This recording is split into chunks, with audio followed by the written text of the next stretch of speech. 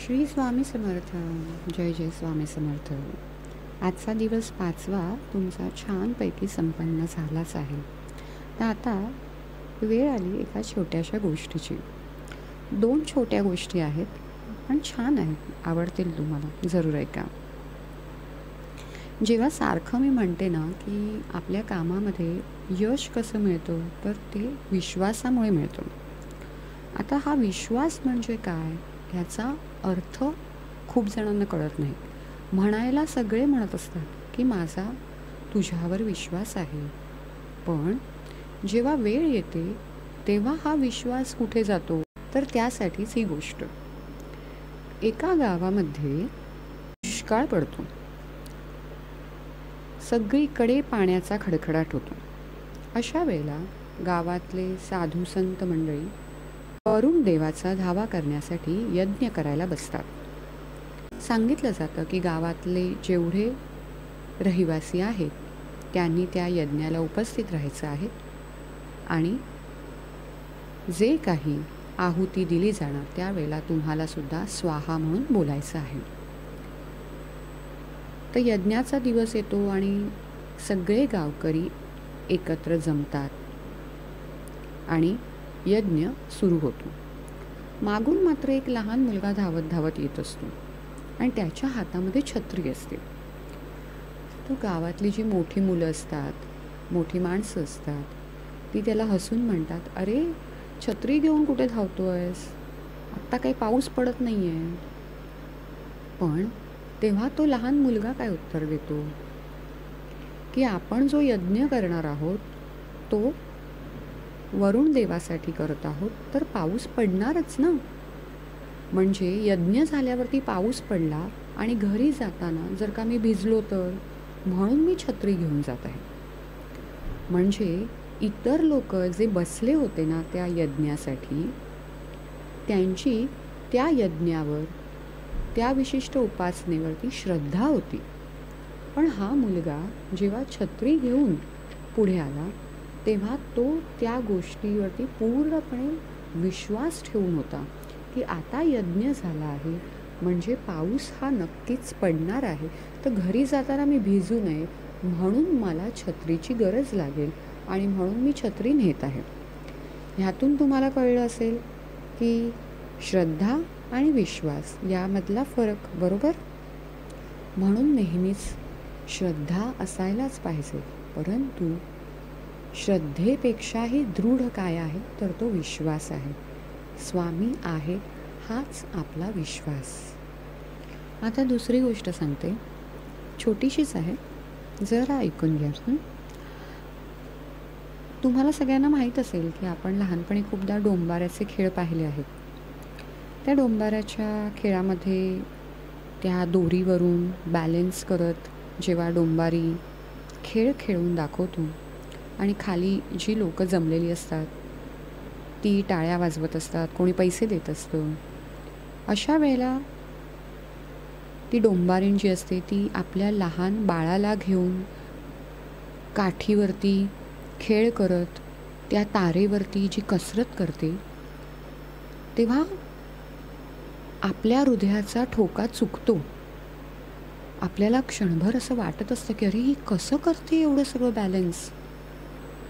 पण तिला विश्वास असतो तो तिच्या सादरीकरणावरती, तिला विश्वास असतो तो तिने केलेल्या तिच्या त्या प्रॅक्टिसवरती, आणि म्हणून स्वतःचं तान्हं बाळ घेऊन सुद्धा ती कसरत करत असते. पोटापाण्यासाठी का होईना, पण ती जी रिस्क घेते, ती रिस्क घेणं आजच्या आयुष्यात गरजेची आहे. तरच कुठेतरी तुम्हाला वेगळे मार्ग ओपन होत असतात. आधीच नकारात्मक विचार केला तर रिस्क घेणं माणूस थांबवतं आणि आहे त्याच डबक्यामध्ये निपजतो. तर आता होतं काय, त्या डोंबारणीचा जो खेळ चालू असतो तो संपतो, ती खाली उतरते. सगळेजण तिला म्हणतात, इतकं सुंदर केलंस, इतकं सुंदर केलंस, आम्हाला पुन्हा एकदा हा खेळ बघायचा आहे, पुन्हा तू एकदा करून दाखव. तेव्हा डोंबारीण तिथल्या जमलेल्या काही माणसांना म्हणते, ज्यांच्याकडे त्यांचीही मुलं समोर ते घेऊन उभे असतात. त्यांच्या मुलांना तो खेळ आवडला असतो आणि म्हणून त्यांना तो पुन्हा त्यांना दाखवायचा असतो. तेव्हा ती म्हणते, मी पुन्हा तुम्हाला हा खेळ दाखवेन, काही हरकत नाही. पण आता माझ्या बाळाच्या ऐवजी मी तुमचं बाळ घेऊन त्या तारेवर कसरत करते.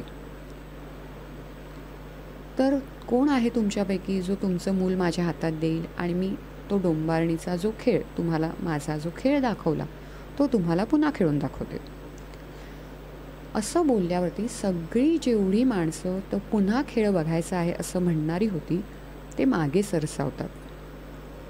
म्हणजे काय आता, की हा विश्वास जो त्यांचा होता की ही अतिशय उत्तम अशी कसरत करून दाखवत आहे, ती सेम कसरत आपल्या मुलासोबत करताना सुद्धा आपण तेवढं एन्जॉय करू शकतो, ह्या गोष्टीचा मात्र विश्वास त्यांना नव्हता. जसं खूप जणं म्हणतात ना, शिवाजी असावा पण तो शेजारच्याच्या घरात. तसंच हे झालं की जेव्हा स्वतःवरती करायची वेळ येते तेव्हा माणूस बॅकफूटला येतो. घरात बसून लष्कराच्या भाकऱ्या भाजणं खूप सोपं आहे, पण खरंच तुम्ही त्या बॉर्डरवरती जाऊन जे आपले सैनिक बंधू आहेत ते दिवसाला काय चॅलेंज स्वीकारतात याचा विचार जरी केला ना तरी आपण इथे बसून थक्क होतो. म्हणजेच एखादी गोष्ट जेव्हा विश्वासाने माणूस करत असतो तेव्हा त्या गोष्टीतली रिस्क फॅक्टर तो उचलतो आणि तो आयुष्यात पुढे सरसावतो. आज आपण जेव्हा विश्वासाच्या गोष्टी करतो ना तेव्हा आपण खरंच तो विश्वास ठेवतो का हे स्वतःला तपासून बघा. बोलणं आणि करणं आणि वागणं ह्यामध्ये फरक आहे. बोलायला खूप गोष्टी आहेत, करताना माणूस मागे हटतो आणि तो जर का मागे हटला तर पुढे जाणं नाही. मग तीच कुरबूर, तेच त्रास, तेच विकार घेऊन समाधानी राहणं हे त्याच्या हातात आहे. बदल घडवायचा असेल तर तो स्वतःपासूनच घडवायचा आणि विश्वास ठेवून घडवायचा की मी हे करू शकतो. ह्या सगळ्या ज्या गोष्टी आहेत, हे जे मोटिवेशनल आपण हल्ली म्हणतो, ते मोटिवेशन म्हणजे काय आहे तर आपले गुरुस्थान आहे. स्वामींना आपल्याला हेच तर भरभरून द्यायचं आहे, पण त्यांना द्यायचं आहे तुम्ही घेत आहात का? नुसती भक्ती करणं म्हणजे त्या भक्तीचा अर्थ तुम्हाला समजला आहे का? दरवेळेला मी जे शब्द वापरते, सांगड घाला मनाची आणि बुद्धीची, ती इथे गरजेची आहे. कारण विश्वास ठेवणं म्हणजेच परीक्षा आली आणि परीक्षेला बसणं म्हणजेच तुमचं कर्म तयार होतं. आता हे कर्म करताना, परीक्षा देताना स्वामी आहेत ते आपल्याला पाहून घेतील हा विश्वास. बॅकफूटला येणं म्हणजेच भक्ती करणं नव्हे. फरक ओळखा आणि आयुष्यात पुढे व्हा.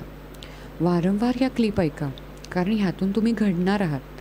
जेव्हा तुम्ही हे वारंवार ऐकता तुम्ही सक्षम होता हे ऐकायला, ते करायला, ज्याची खूप नितांत गरज आहे आजच्या तारखेला.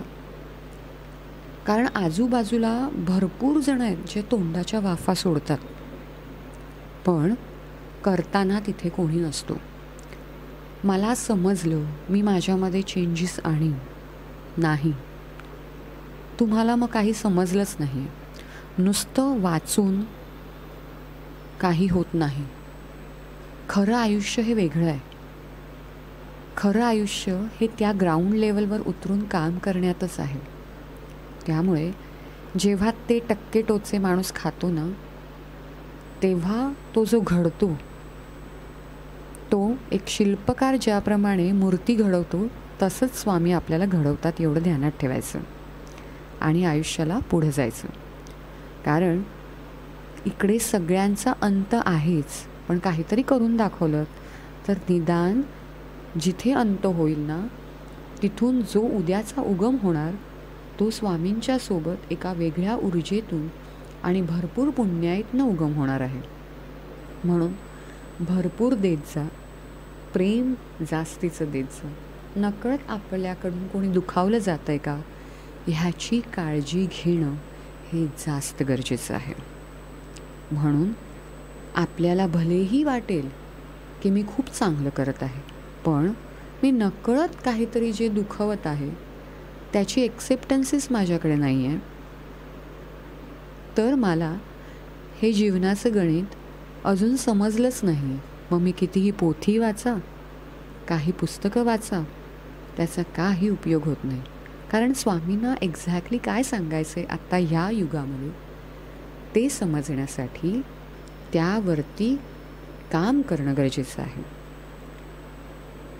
जिथे गरज निर्माण होते तिथे स्वामी त्या त्या प्रकाराने वेगवेगळ्या व्यक्तींसोबत तुमच्यासमोर येऊन पोहोचतात. ते समजणं, ते ओळखणं आणि पुढे जाणं म्हणजेच कार्याला यश मिळणं आहे.